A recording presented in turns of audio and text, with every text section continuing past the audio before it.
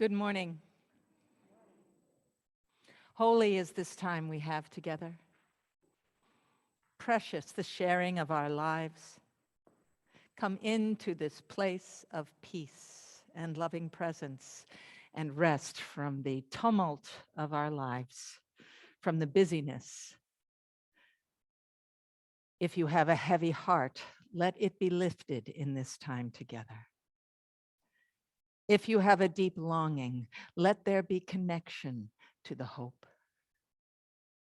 May we have this time to refresh and replenish, to find that wonder in life because of each other and this glorious place called Earth. It's good to be together.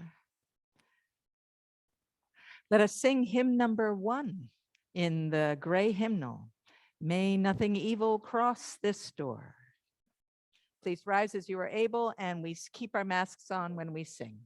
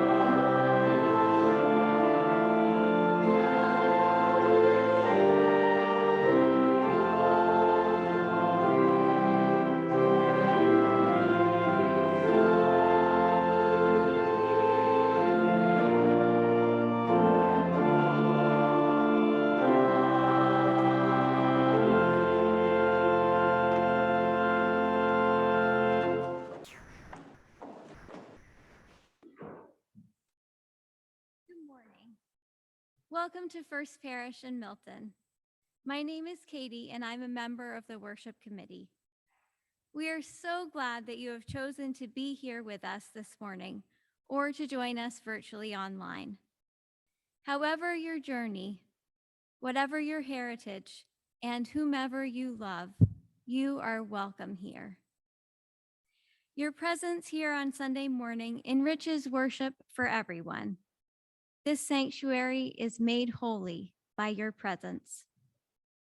If you are joining us for the first time, a special welcome. You will find information about First Parish in your pew. We'd be happy to answer any questions that you might have. The work of living our faith is done both in and out of worship. So I call your attention to the printed announcements on the order of worship. Please take a look. In particular, Dottie's going to come up and share an announcement with us. Good morning. It's good to see everybody. I'm Dottie, and my husband Chris and I are co-chairs of the stewardship team. February is Stewardship Month, where we solicit your financial support in the form of our pledge for our next fiscal year, 2023. which begins on July 1st, 2022. Maybe Kathy McGonigal-Sheedy can answer why that happens, but I don't know. It's above my pay grade. I am here this morning to thank those of you who have pledged. Your pledges are most appreciated and aid our parish committee in creating a financially responsible budget for the next church year. You all should have received a copy of the fiscal year 23 draft budget via email. For those of you who have not yet made a pledge, you can make the stewardship team's job much easier by pledging today. As many of you know, Chris is in the hospital, so we are down one active team member. Your help is much appreciated. Please make a pledge for FY23 by responding to the emails you've received this month. It's easy to pledge online, but if for any reason pledging online does not work for you, please make your pledge by responding directly to the email you received from a member of the stewardship team, Mark Ostrom, Charlie Franich, Eric Miller, or me. Or call Susan in the office and she can take down your pledge information. A pledge in any amount is gratefully received. Thank you so much.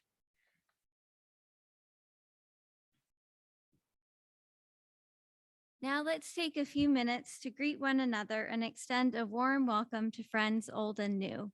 If you're here, just remember we're keeping COVID safe, so greet one another enthusiastically, but stay where you are. If you're online, go ahead and turn your video on so you can see each other's faces and greet one another. Good morning, everybody. Morning. Morning, friends. Good morning.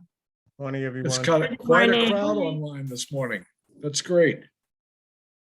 Carl, I love your artwork behind you. Oh, thank you. Hey, we're gonna have our social hour if I can get on. So just if you guys want to stay on, that'd be great. Thank Sounds you. good. See you guys soon. Morning.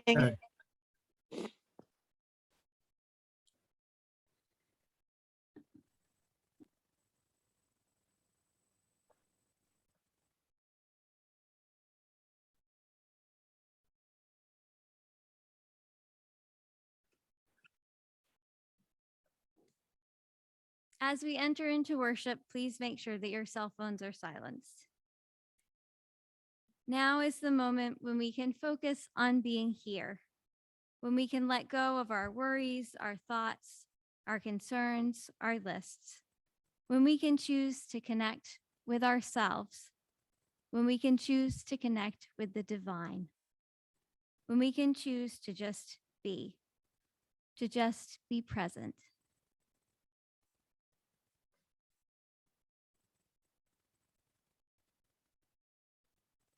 Each Sunday, we light the chalice as a reminder that even in an unpredictable and dangerous world, the flame continues to shine. A corner of warmth and awareness where we, the members of this community, can find comfort, support, and connection in one another.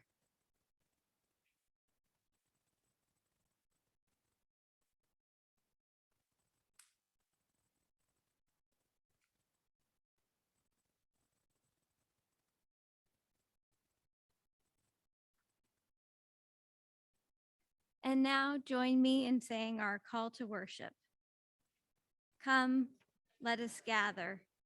We gather to celebrate the sacred within and among us. We come to seek spiritual growth and understanding. We strive to practice acceptance, forgiveness, and love. Together, we work to build a world with justice and compassion. Come, let us gather together.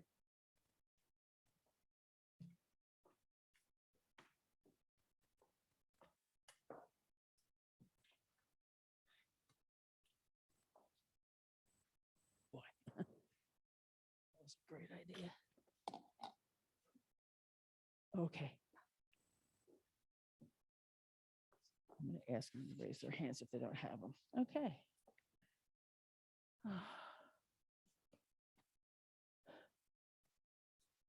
Good morning.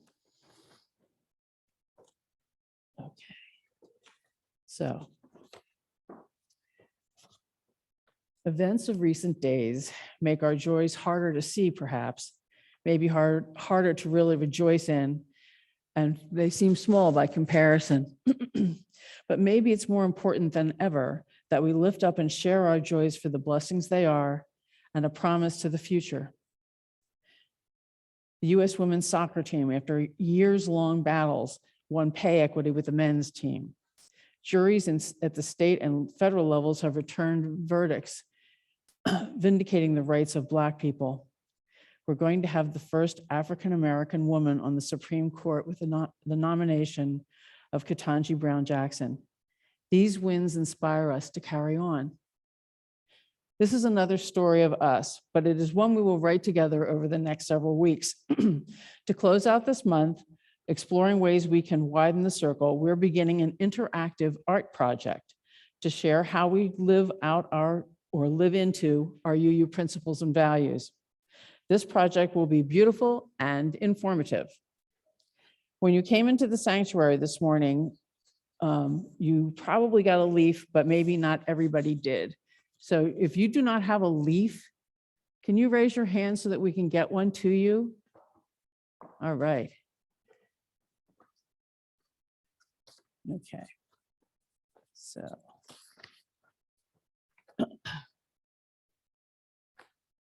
When we hear the word hospitality, we think of welcoming people into our homes or other spaces where we host gatherings.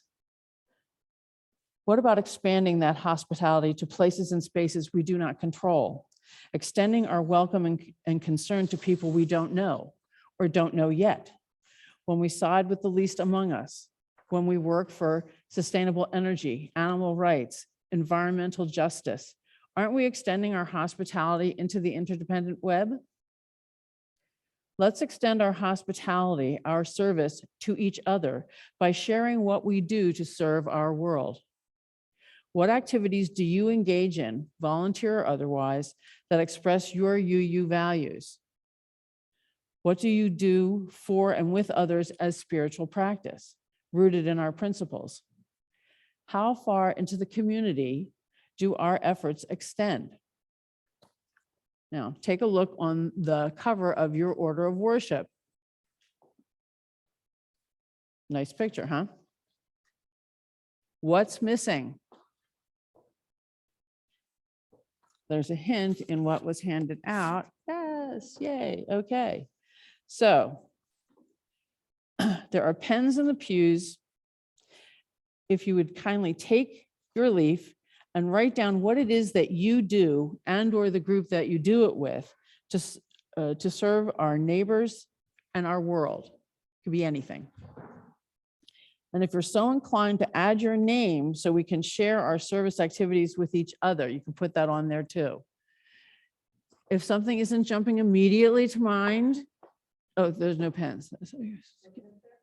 Okay, there are pens, some. Okay, here are some more pens on the way. Thank you. Okay. Okay. Okay. What do you do, volunteer or otherwise, in service of our world, our neighbors, our community, the environment? How do you live into your UU values? And you should just name one of them. I'm sure many. Yes.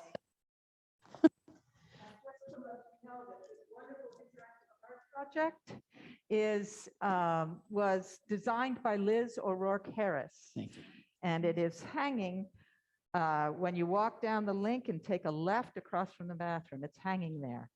So these leaves will be seen by people branching out into service. Okay. Do we have something to collect the leaves with? Okay.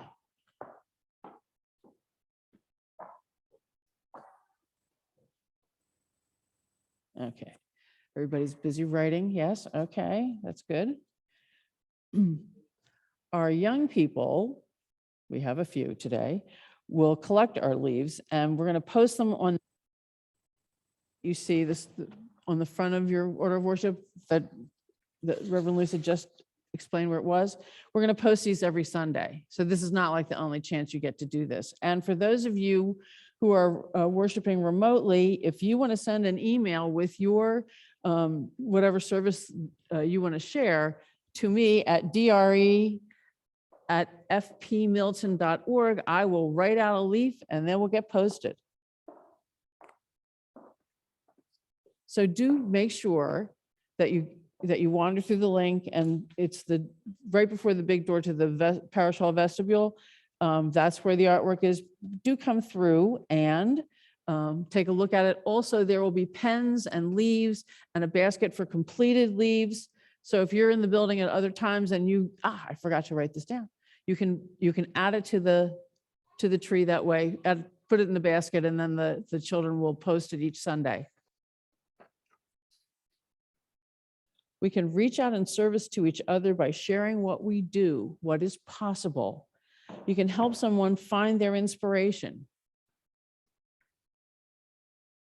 Okay. Add a leaf for the tree whenever you're at First Parish, and I hope that you will see how wide our reach actually is and all the different ways that people find to serve our neighbors and our world. And now let's join in singing our children. Oh, yeah. Yeah, we probably should. So, yeah, pass your leaves to the center. Okay.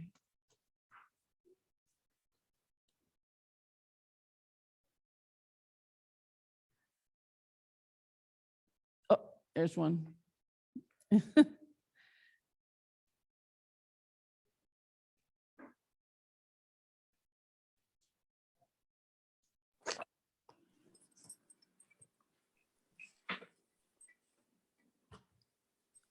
There's one, there's, okay. Okay, and we have one in the front. This is great. Okay.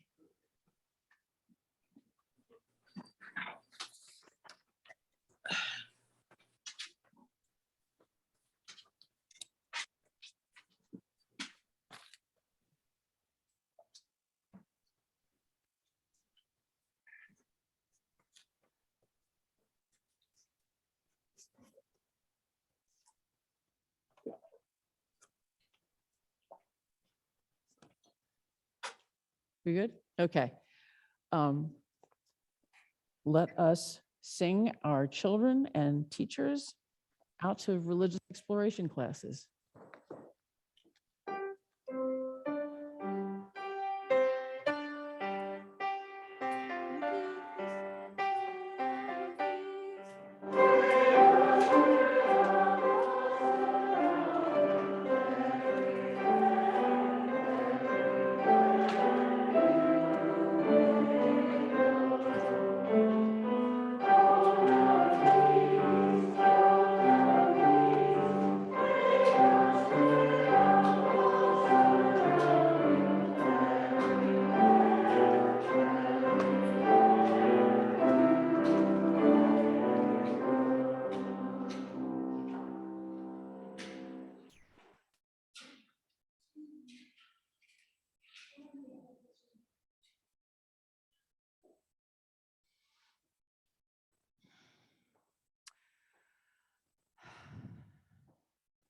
So in this time of stillness this morning,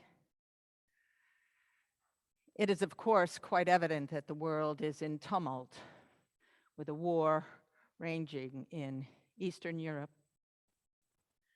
It is hard for us to settle into a belief of peace. A need for peace is deep and wide, and yet we still choose war. We still choose aggression. We still choose oppression of another. So in this time of stillness, in this way of coming to the peace and harmony of our being, one thing that we can do is first settle into our own sense of peace. Just know that our bodies harmonize to bring our breath to all reaches within. And for a bit, just try and get into the stillness. And then I'm going to ask you today, after a few breaths of that, I will come in again and we will send this sense of peace, this sense of harmony, this sense of love, this sense of protection out into the world, out to those who are fleeing their homes, out to those who have lost loved ones, out to those that are crouching somewhere in some corner, out to those who long for peace. Let us send out after we settle into our own sense and knowledge of peace within, into the world, in our aspiration. And there's many different beliefs about this. We are an interdependent web of existence, including energetically. You can go there if you go with that peace, but you also know that if you center yourselves onto peace, you will make choices to strengthen that peace, that knowledge. So let us center in first on our own breath. And one of the things that can help us do that is when we breathe in, count to 4 or 5, lengthen the breath, and then breathe out the same amount, counting 4 or 5. Just do that for a little bit, breathing in.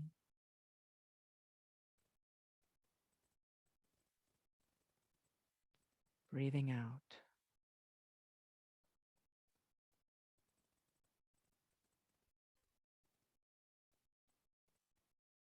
Breathing in, nice long in-breath. And breathing out. Let you feel it in your whole body. You are readying your being for peace, for stillness. Breathing in.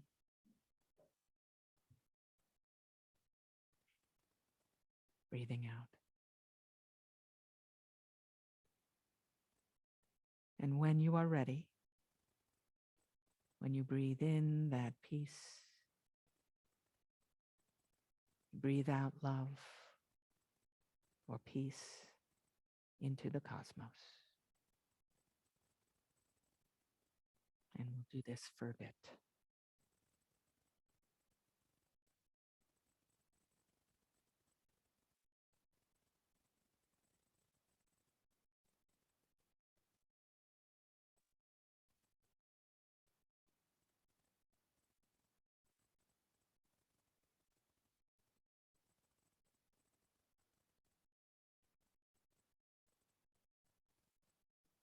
This too is a part of our being. This stillness, this knowledge of peace is a part of our being, even in the tumult.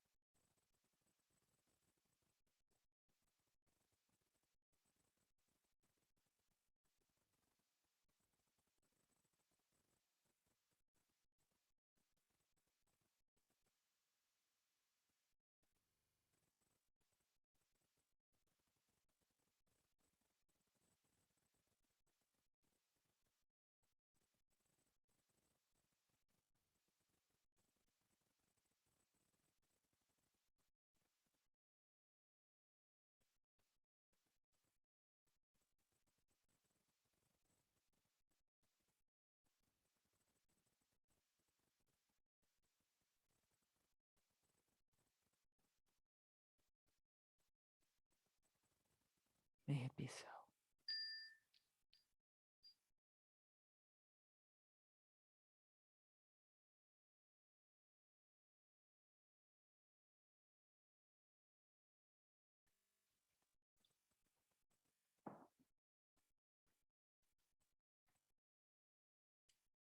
This poem is called Everything Has a Deep Dream by Rachel Naomi Remen.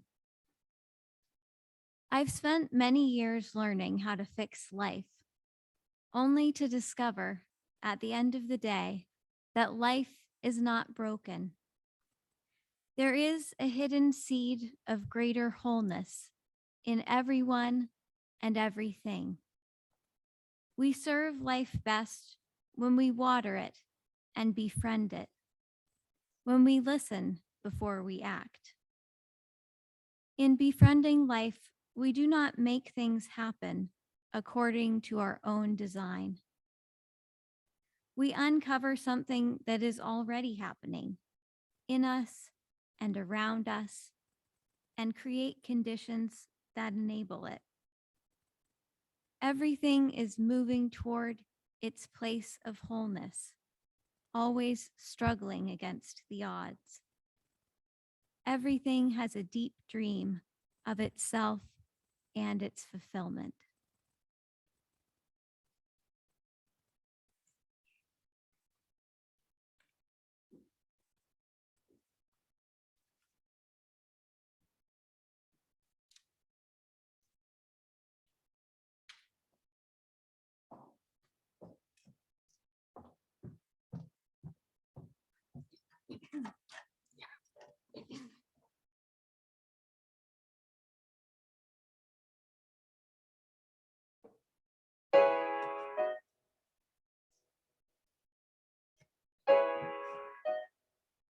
If I can stop one heart from breaking, I shall not live in vain. If I can ease one life the aching, or cool one pain, or one fainting robin unto his nest again, I shall not live in vain.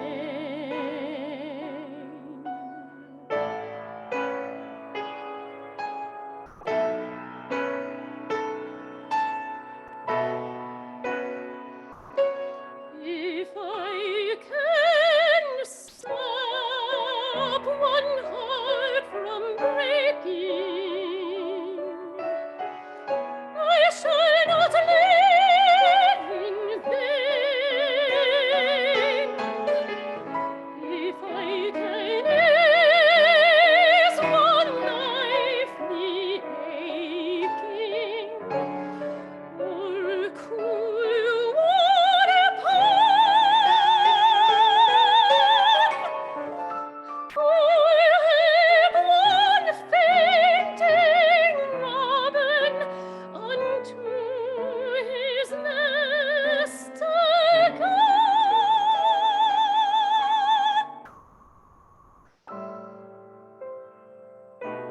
I shall not live.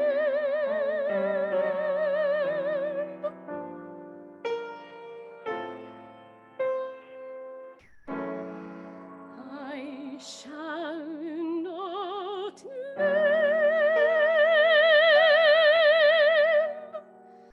in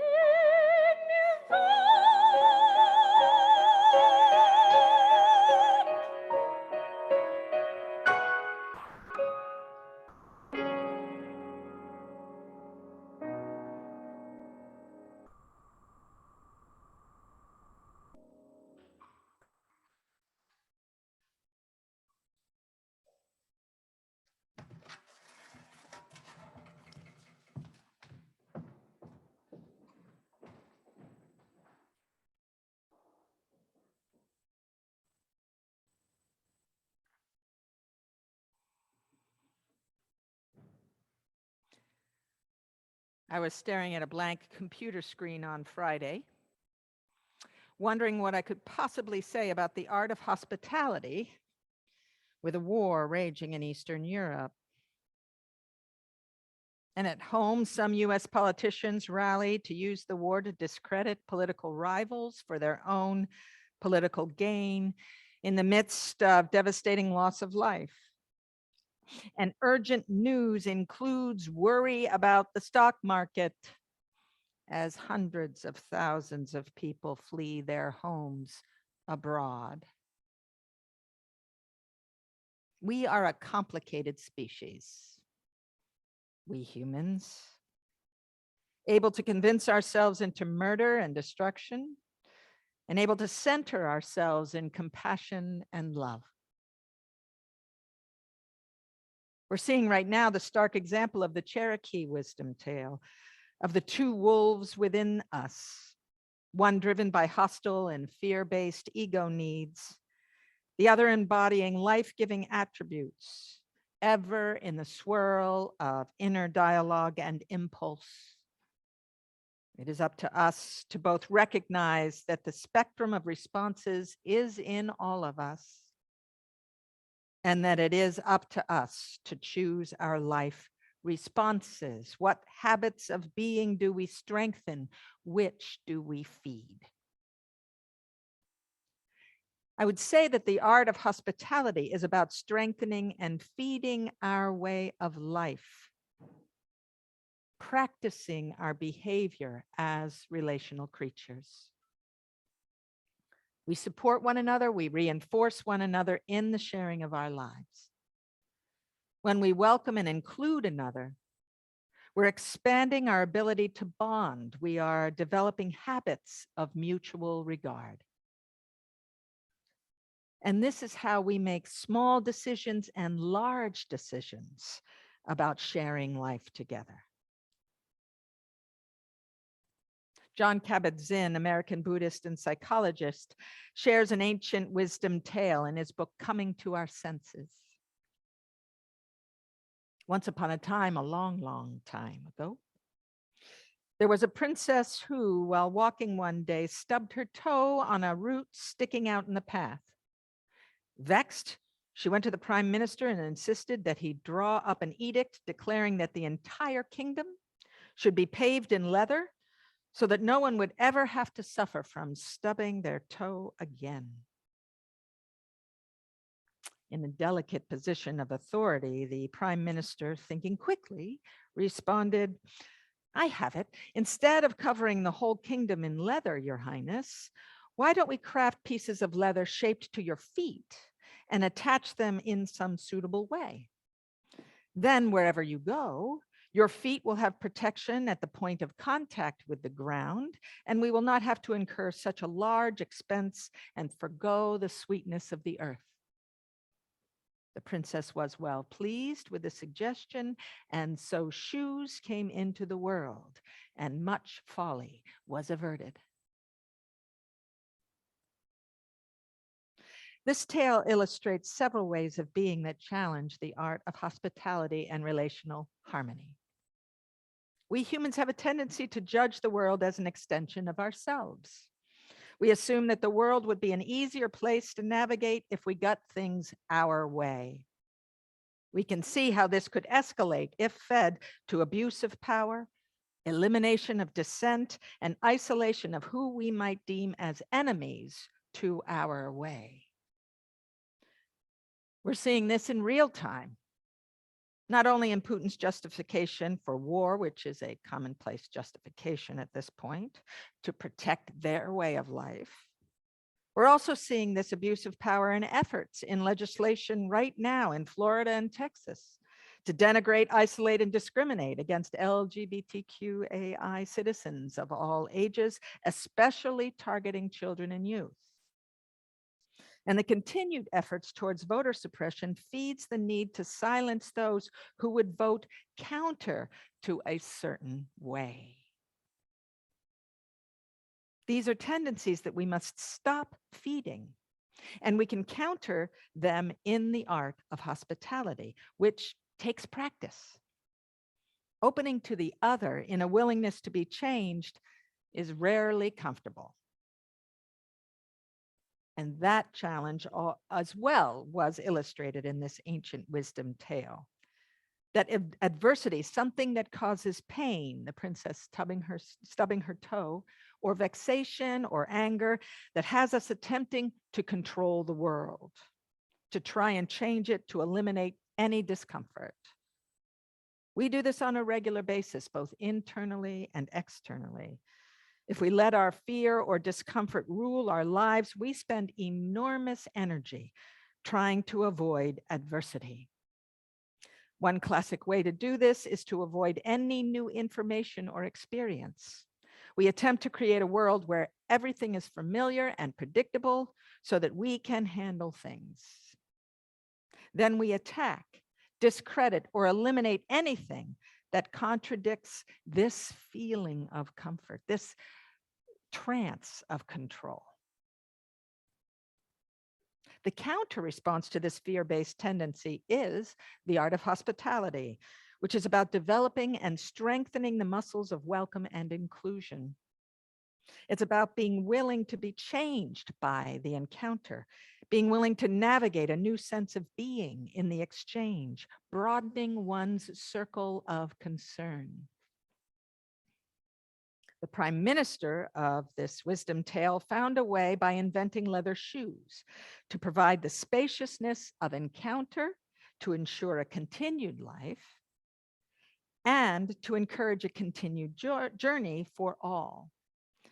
The prime minister focused on the point of contact, on meeting things right where they are, inviting both a sense of protection and adventure.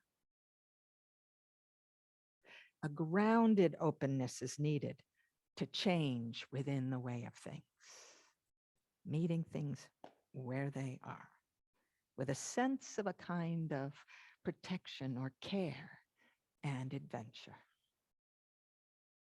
When we do this authentically, we cannot sustain the illusion of having things our way. We must invite what is, not what we would have them be, into our awareness, and thus we would feel the expanse, the vista of new learning. In his essay, Beyond Hospitality to Inclusion, David Brubaker addresses this challenge, which is often found in congregations. Hospitality is one thing, he writes. Genuine inclusion is something else altogether. Having been welcomed into a congregation offers no assurance that a visitor will also be fully included. While hospitality is generally extended to visitors, inclusion is a much deeper form of acceptance, he writes. Good luck. Warm hospitality may entice me to give the congregation a second visit, he writes, but only genuine inclusion will convince me to remain part of the community. Most congregations struggle not with hospitality, but with inclusion. We're quick to welcome, but slow to include. One discipline for humanity lifted up in most religions is the welcome of the stranger. We stretch ourselves, our sensibilities, our awe, and our humility when we make room for other, and so relate in a new way to the world and find that there is more room than we had assumed. This practice gives us a sense of abundance. It surprises us into new discoveries and teaches us the wonder of diversity. Pay attention to the different reactions about the nomination of Ketanji Brown Jackson, excuse me, blocked on her name. First Black woman to be nominated to the Supreme Court. Pay attention to the reactions that you're seeing about expanding our way of being together in the world. In the art of hospitality, we move from defensiveness to curiosity, out of navigating fear to practicing a spirit of welcome. Each time we open our hearts to a new encounter or a deeper knowing of another, we train our relational tendencies. We feed our responsive choices. Unitarian Universalism cherishes curiosity, doubt, exploration, creativity, and newfound truth. We do this because we trust in the universe, in the basic stuff of which we are made, and know that wonder, awe, discovery, and engagement can manifest love of creation, respect for its immeasurable glory and responsibility towards the gift of being. Ours is a living face. It's a creative spirituality. We engage our senses in understanding our lives and trust in the ultimate harmony of existence that is beyond our full knowledge and naming. And as a covenantal faith, a relational faith, we welcome the wisdom of points of encounter within ourselves, each other, and the world around us. We practice our understandings in the living of our lives and honor the discipline of an open mind, knowing that we do not know it all, believing that each one of us can help us come to a deeper sense of meaning and fullness. And we know that there's a larger interconnecting reality, which we give many names, a reality that is felt in moments of awe or stillness or joy or loving presence. These experiences are not available to us without an openness of spirit and a willing curiosity for deeper understanding. In short, a sense of hospitality to our own selves. Here at First Parish, we've been practicing the art of hospitality in new and different ways, given the restrictions and the new avenues of encounter in these last 2 years. Our outreach in social justice and service, enriched by our bi-weekly share of the offering during worship, has kept us informed and in touch with the pulse of the larger community. And I don't know if you noticed, but I gathered a whole bunch of leaves. We are branching out with our faith to the larger community. We're more aware and more curious of how we can share our lives with others. The Caring Committee has organized so many points of encounter through delivering meals, offering rides, and writing correspondences that say, "You matter, you are held." The Membership Committee has found ways to play and hospitality ways to gather. We open our hearts and minds each Sunday in our worship and find ways to connect in the virtual social hour. Any activity and gathering in church is an opportunity to practice the art of hospitality, of welcome and inclusion. A little over a year ago, we recognized that it was important to be intentional about a wider welcome within our congregation. And so we started the Adaptive Change Group, recognizing that true welcome, true hospitality needed strong adaptive muscles. David Brubaker, again, offers in his essay, Beyond Hospitality to Inclusion, the challenge is that genuine inclusion will inevitably require adaptive changes on the part of the congregation. New ideas will stretch the prevailing doctrines, and new energies will stress the existing systems. But the alternative to genuine inclusion is inevitable decline. Inclusion is not assimilation, he goes on to say. Inclusion is an adaptive process whereby the newcomers adopt many of the ways of the established group, while at the same time the established culture stretches and evolves to reflect the gifts and needs of the newcomers. We are intentionally engaging that dynamic with the Adaptive Change Group in First Parish.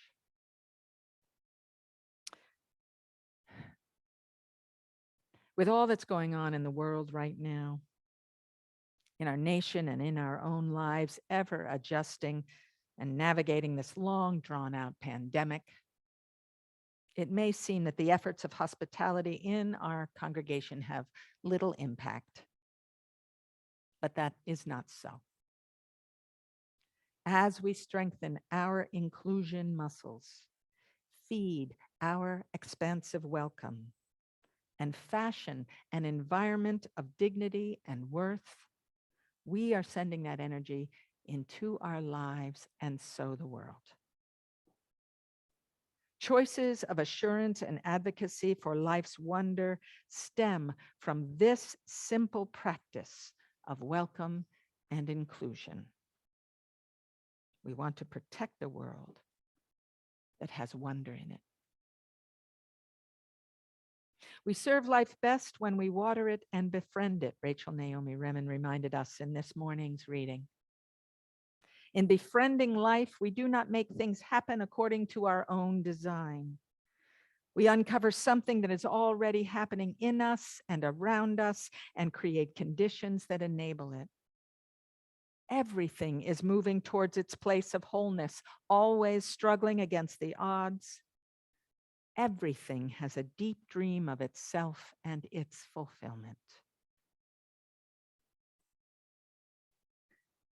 Let us create conditions for our shared aspiration of building a just and healthy world with faith, love, and compassion, one welcome at a time, one inclusion deeper of our full selves and each other. So may it be. Amen. Let's sing hymn number 1018 in the blue hymnal, Come and Go With Me.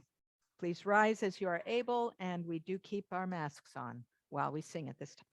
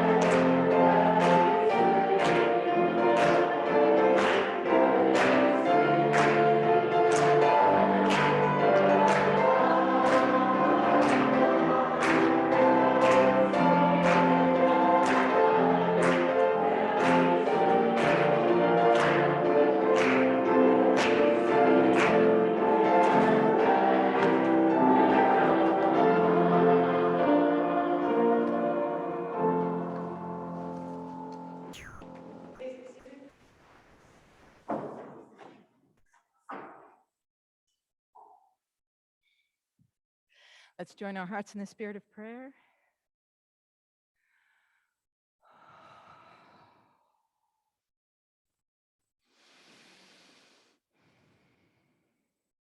Wonder of wonder, creative essence beyond our knowing and in our being, come to our awareness.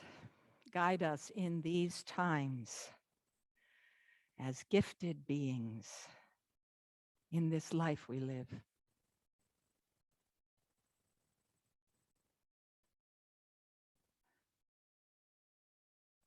Let us be guided by love of life in ourselves and one another.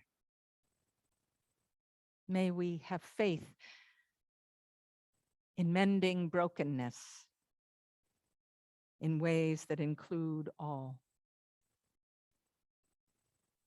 May we see adversity that does not bring attributes of life forward and say no to that which would make us smaller, fear-based, ego-driven. Let us open our hearts to compassion and love and to the insistence of life.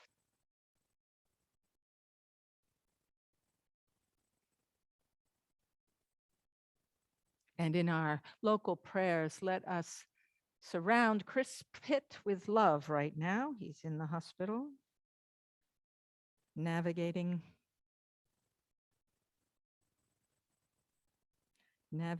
ways of living with cancer. Let us hold him, uphold him, and let him know we are with him and Dottie and the Pitt family.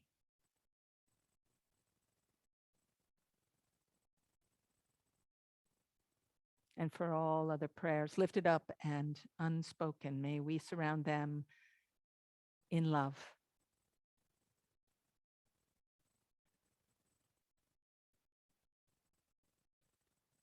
Amen.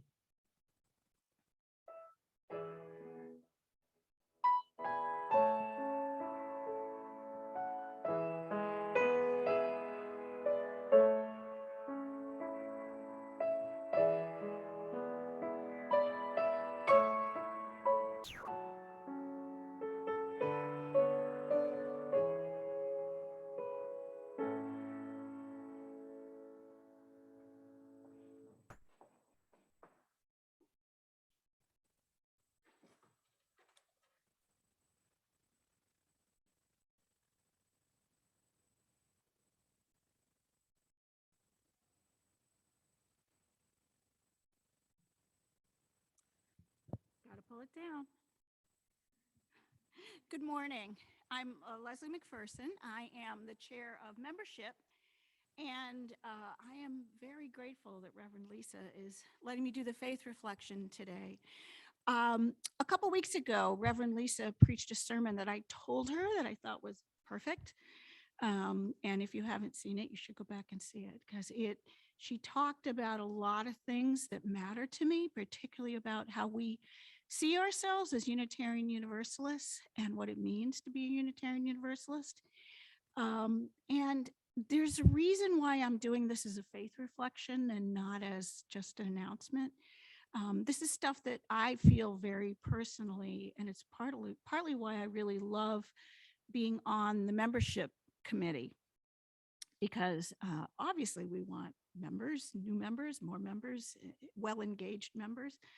But one of my passions is having us know ourselves deeply as the spiritual group that we are. So here's the advertisement. So I've been saying for months now, we're going to do this UU elevator speech group, and it's time. It's going to happen in March. We're going to have 3 Tuesdays starting this week, and then every other Tuesday for an hour and a half on Zoom. And you may have seen the announcement, and you may be saying, oh, what's an elevator speech? Well, basically, if you're in an elevator with someone and they say to you, you're a Unitarian Universalist, do tell me what that means. And that comes up a lot, and you have to say something quickly and brilliantly. You may be caught at a loss for words. One of the things that Lisa brought up in her sermon a couple weeks ago was, and this is something that just cuts me deeply. People say, oh, you can believe anything.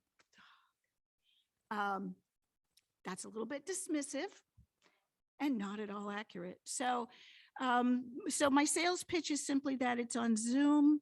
There's no tests. There's no, it's meant to be a really wonderful way to engage. I promise there'll be at least one very funny video, and it'll give you a chance to really look at and think about, some of you are lifelong UU, some of you have come from other traditions, and it helps you kind of figure out where you came from, where you are now, what it means for you, how you engage, to deepen your own knowledge of yourself in relation to the denomination in our church, and to the wider world. So, but you're going to need the Zoom link. So please email me if you plan to come, and you can come to, I'd love it if you came to all three of them.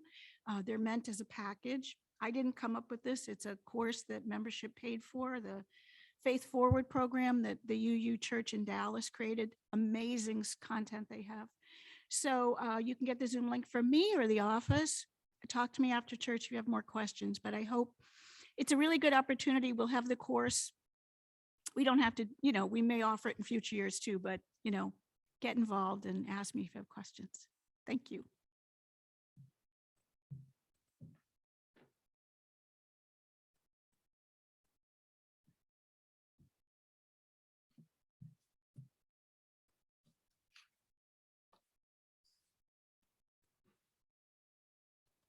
Today's offering is dedicated to the services and ministry of First Parish Milton. Here's how to give. Simply text 617-539-7576. And that number is on your worship sheet, or if you're online, it will be on the Zoom. Put the amount that you'd like to give in the text message. Do not add words, simply the amount. You should receive an automatic text message back requesting you do a one-time setup if you're new to this, or just confirming your donation if you've done it before. And if you'd like to donate by cash or check, if you're here in the meeting house, you can put it in our in the offertory plate in the back on your way out. If you're proud of this church, become its advocate. If you care about its future, share this message. We welcome all to build a just and healthy world with faith, love, and compassion. Your presence here this morning, your participation, and your support help bring this vision alive. Please give as generously as you are able to support this faith community.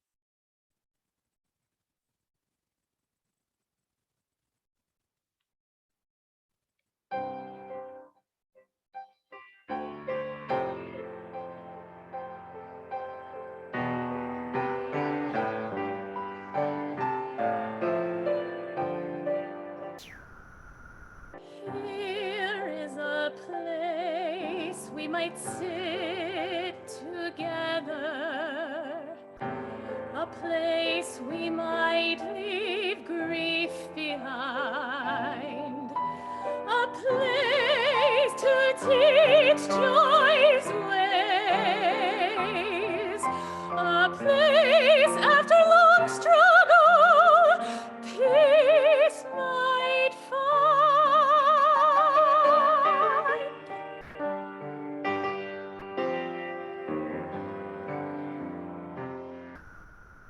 Here is a place with the doors propped open for the silence to break and the people to sing. Here is a place for the days to learn the secrets these new nights might bring. Not way over yonder, not promised in someone's dream, not in the sky, but in this house where I can see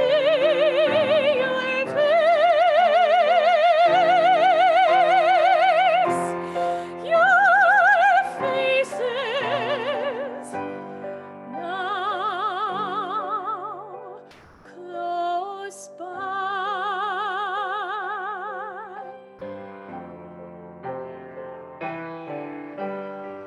Here is a place we might sit together, where what's been hidden might appear, not as it's told, but as life dances it, not bound, but free, not far,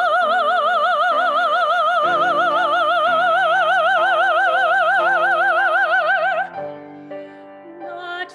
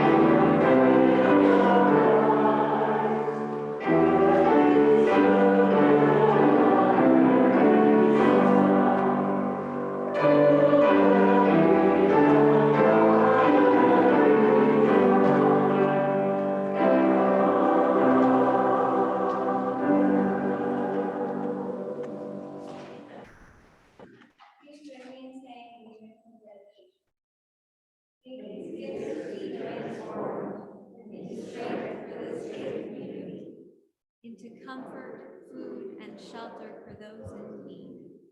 And may we be transformed by generosity. And now the benediction of the month. Recognizing that love animates our generosity of spirit, may we cultivate the courage of welcome and embrace diversity in our shared humanity.